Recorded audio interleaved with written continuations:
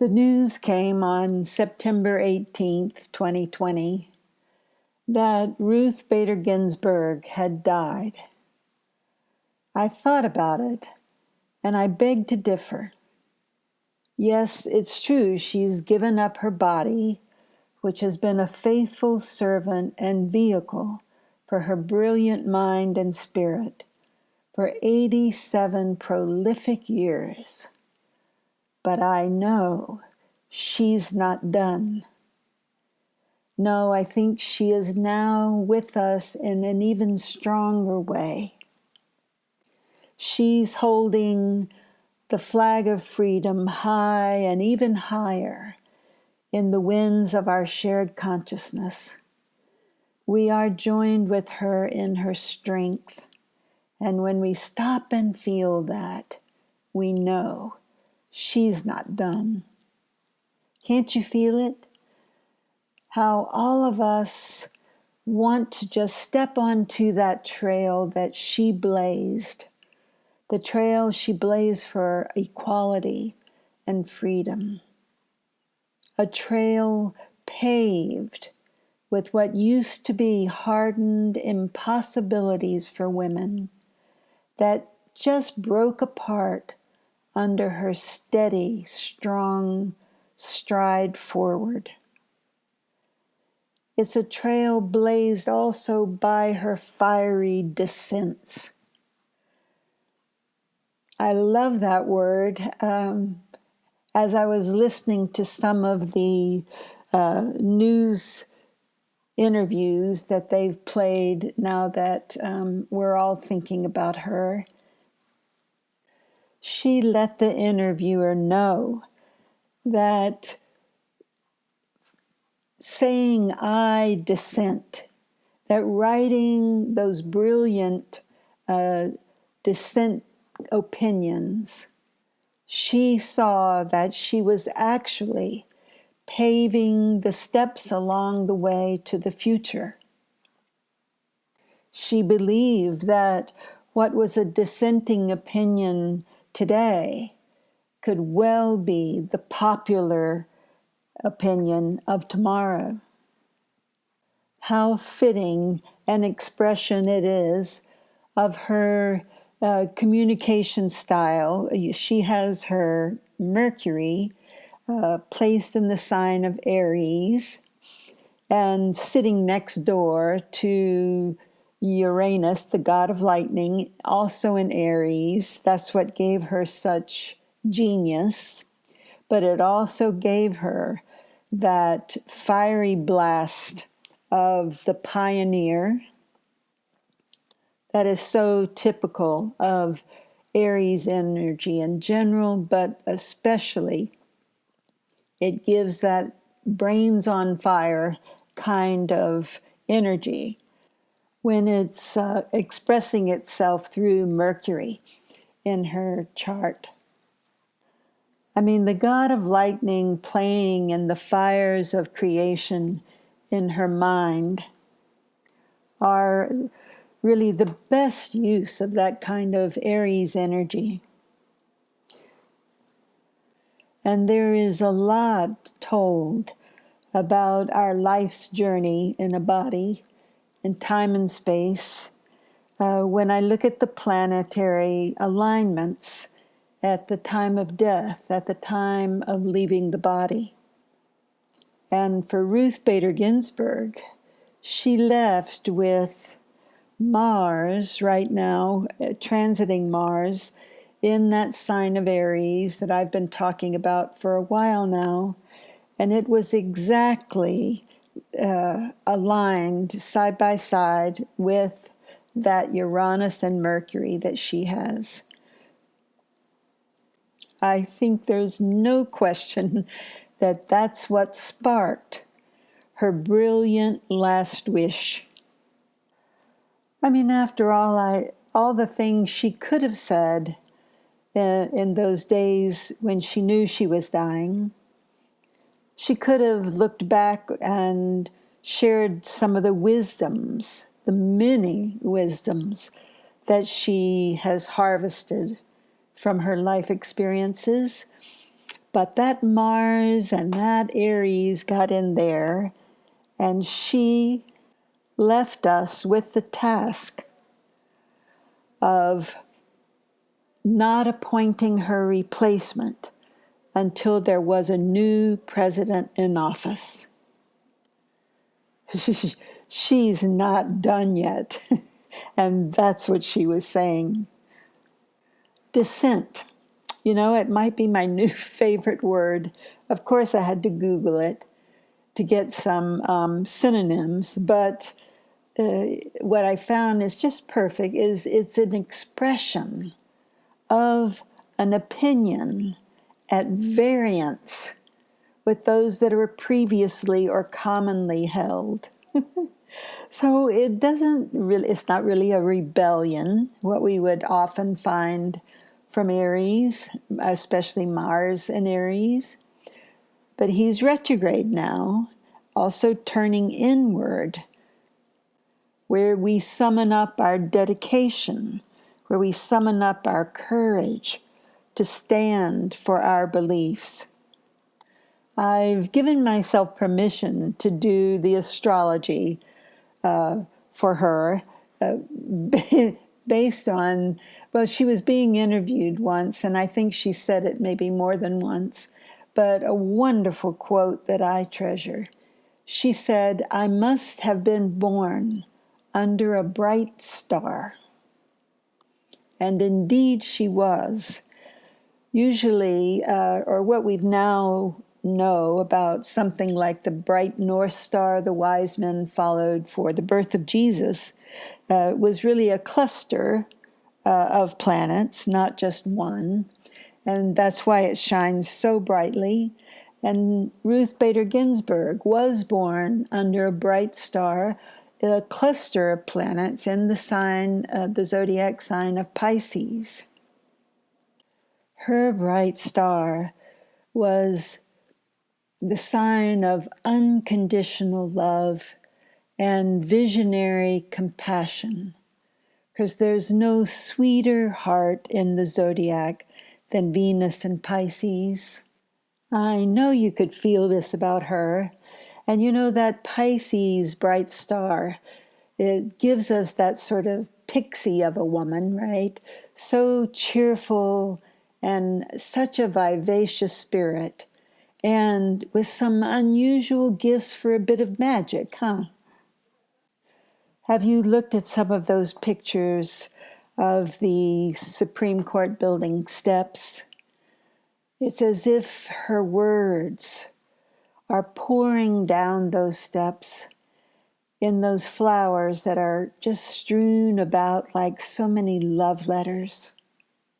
I can promise you that her exit, the stars were aligned for a most loving, being surrounded not just by loving family, but also by, I'm certain, a team of angels. She had, at the time of her death, she had transiting Neptune, that visionary planet, the ruler of Pisces, exactly side by side with her Venus. That is transcendence, not just unconditional love, but the feeling of being one with all that is. In the strength of her spirit, she's still teaching us. She's not done yet. She's teaching us that she's stronger than ever in her presence in our life, because she is free now from the frailties and limitations of the body. And she is absolutely standing high with that freedom flag in the winds of change in our collective consciousness now. And she's inviting us to join with her strength, the strength that we have when we do share these kind of thoughts that everyone deserves the chance to be free, that everyone is in the same equality boat. We are the same. The external differences of colors and places and ethnicities and all the ways the ego would try to prove to us that we are different from one another. All of that pales in the light of unconditional love. Lately, I have been in question about why there is so much suffering in the world. I'm listening for answers, but as yet it still eludes me a bit. I don't know why that is, but I do know that the effect it can have on me is my choice. It's a choice that I want to teach myself to make. It sometimes keeps me from being embroiled in the conundrum of it all. The choices I know I want to make when faced with such senseless and needless suffering is to raise the spirit of that fierce goddess in me and in you and say something. Well, Helen Schuckman, who was the scribe for the Course in Miracles, the beginning of that beautiful writings started with her, well, actually kind of in disgust after a faculty meeting where nobody could get along. And she sort of slammed her office door and said, "There must be a better way." And that's what began that beautiful text we have, the Course in Miracles. I thought of that when I was watching another one of Ruth Bader Ginsburg's TV interviews, and the reporter asked her the question, do you have any regrets? And Justice Ginsburg, this was in the last year of her life, and cancer was already been a big battle for her. And there was all talk about when she's going to die, when the president can replace her, et cetera, et cetera. So I'll just bypass how inappropriate that kind of question might have been. But in any case, Justice Ginsburg went right past the word regret. And how she answered the question was like this. She said that in her young life, when she got her law degree and had passed the bar, that she was still denied even a job interview with law firms in New York. But what she took from that was not regret nor resentment. She decided that it was because those kind of opportunities were blocked for her that she was the woman who, and she did, have to find another way. Isn't that beautiful? She even went on to say that had she not had that limitation as a woman put before her, that she might have gone off like many other lawyers and joined a big firm and made a lot of money and so forth and so on. But she said it was because she had to find another way that her path led her to the appointment to the Supreme Court. It's not that she didn't see sexual discrimination and gender discrimination, but it processed through her razor-sharp logic, that brilliant mind of hers, and bypassed altogether the sense that she was a victim, She did not think of herself that way. Not that she didn't have bad times. We all do when we're fighting for our freedom. But what she taught me in watching that interview is that even the most challenging problems, the real truth is that it's all unfolding perfectly. Pouring down those steps of the Supreme Court building are her words unfurled, transcending the loud ego noises and the insanity of the world's thinking. Thus, I invite you to join me in being inspired by her life, by her messages, to say what I truly believe, for you to just stand up and say what you truly believe. For example, at this point, I know that this huge 500-year shift, this everything turning right side up from upside down, can be so disorienting. As trees burn and houses flood and tornadoes rip apart a farm, while death tolls rise to 200,000 from COVID, I truly believe that we are going to find out that we are so much better off than we ever imagined. That we are going to find out when the buildings crumble and the mud is swept away and we deal with this virus, that we have built a firm foundation of joining with one another, of helping one another, of reaching our hand out to even one person. We've broken the lie that we are separate and alone in this world.